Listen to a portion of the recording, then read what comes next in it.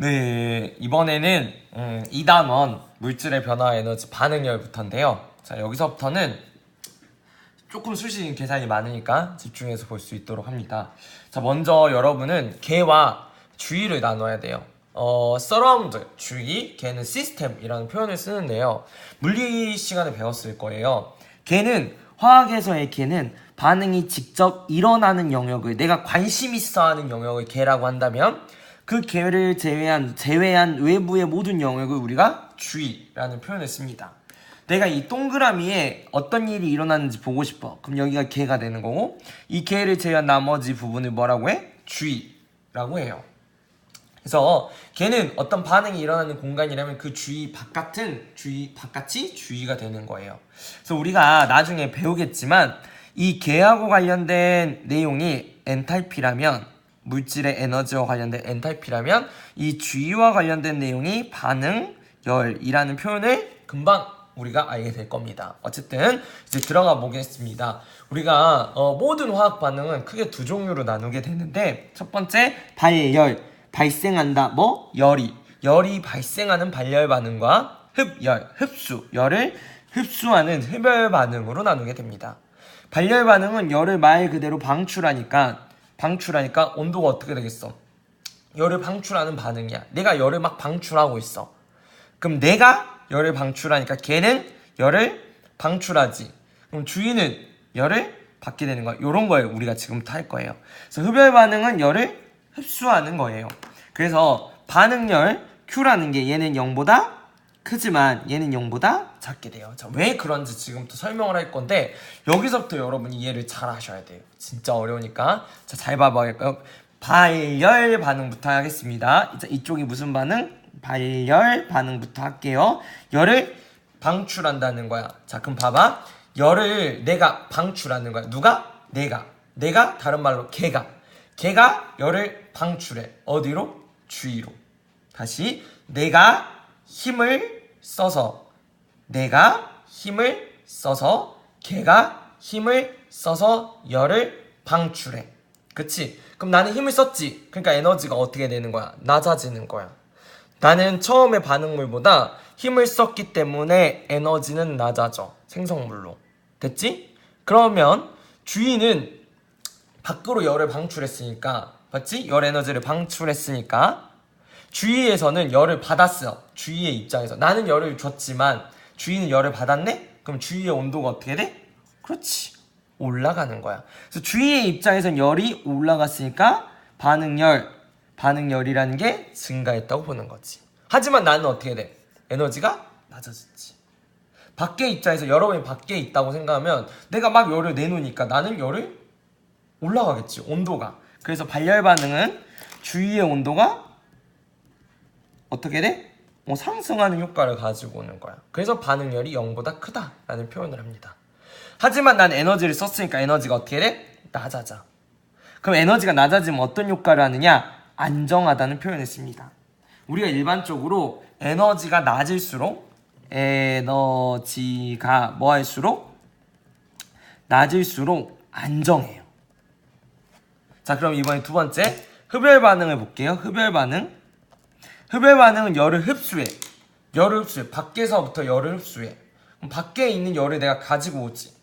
바깥의 입장에서, 주위의 입장에서 온도가 어떻게 될까? 내가 온도를 가져가니까 주위는 온도가 낮아지는 거야. 그만큼. 하지만 난 에너지를 가져왔으니까 에너지가 어떻게 돼? 높아지게 되는 거지. 맞아요? 그래서 열 에너지를 흡수한다. 나는 에너지가 높아진다. 그래서 안정성이 높을수록, 에너지가 높을수록 덜 안정해지겠지? 안정성이 낮아진다. 하지만 주위의 입장에서 온도가 낮아지니까 Q가 0보다 작다. 됐나요? 잘 안되면 꼭 반복해서 보세요, 이 부분은. 그러면 이 반응열을 어떻게 측정을 하느냐? 열량계로 측정하는 거예요. 계량한다. 열의 양을 측정하는 기계예요. 그래서 먼저 첫 번째 무슨 열량계? 간이 열량계. 또 다른 말로 스타이로폼 컵 열량계라고 하는데, 우리가 실험을 할 겁니다. 비커를 그냥 컵에다가 집어넣고 반응을 시켜서 온도를 측정을 하는 거예요. 하지만 이 온도계 딱 봐도 간이 열량계니까 잘 측정이 안 되겠지. 그치? 실은 이 열량계는 반응열의 일부를 이 열량계가 흡수하거나, 또는 이 밀폐되지 않은 공간 사이로 외부로 빠져나가 버려요. 반응열이 반응열의 일부가 열량계에 흡수되거나 외부로 빠져나가 버리는 거예요. 이 틈으로 빠져나가거나 스타이로폼이 열을 흡수해 버리는 거예요. 그래서 정확하지가 않아. 그래서 그때 쓰는 게 통열량계 또는 통열량계라는 단어를 쓰기도 하고 강철 열량계 이런 열량계라는 표현을 쓰기도 하는데요. 이렇게 물에다 담궈 놓는 거예요. 그러니까 이 스타이로폼 커버에 물에다 담궈 놓는 거야. 그래서 열량계가 열을 흡수하는 걸 최소화시키는 거지. 그리고 모든 열을 다 이 열량계가 흡수한다고 생각을 하는 거야. 그래서 장점이 있는 건데, 그러면 이 열량계는 어떻게 구하느냐? 열량은 우리 중학교 때 배웠어요. Q는 시멘트 이렇게 배웠던 거 기억나니? C는 비열, 그 다음에 M은 질량, 델타 T는 온도 변화로 측정을 하는 거예요. 이렇게. 그리고 이때 비열하고 질량을 곱한 걸 우리가 열용량이라고 물리 시간에 배웠을 거예요. 비열은 온도 1도씨 올리는데 필요한 열의 양. 우리 이거 했어. 물 비열할 때. 그 열용량이랑 1g이 아니라 그냥 1도씨 올리는데 필요한 열량을 열용량이라고 한다 그랬지? 그치? 그런데 얘는 좀 달라. 단순히 얘는 반응했다고 치는 거라면 얘는 통열량계에 있는 물이 흡수한 열량하고 통열량계 자체가 가지고 있는 열량까지 고려를 해주는 거야. 그래서 시멘트를 한번 하고 열량계 자체가 가지고 있는 열용량에다가 온도 변화, 그러니까 열량계도 열을 흡수했다고 보는 거예요.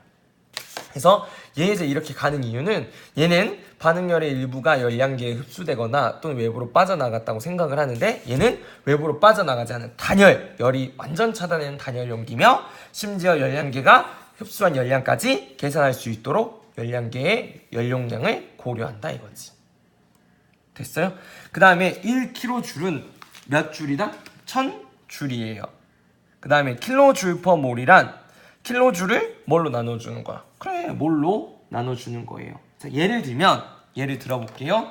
자, 열량이 Q가 온도 변화가 10도에 일어났대. 근데 비열이 1g, 비열이 1도래.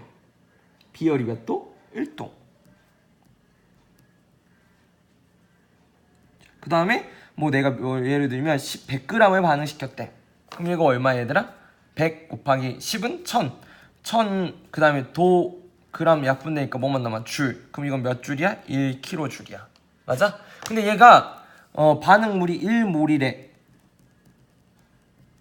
1몰이라면 1kJ를 몇 줄로 나누면 돼? 몰로 나눠주면 돼. 그럼 몇 kJ/몰이야? 1kJ/몰 이렇게 나온다는 거지.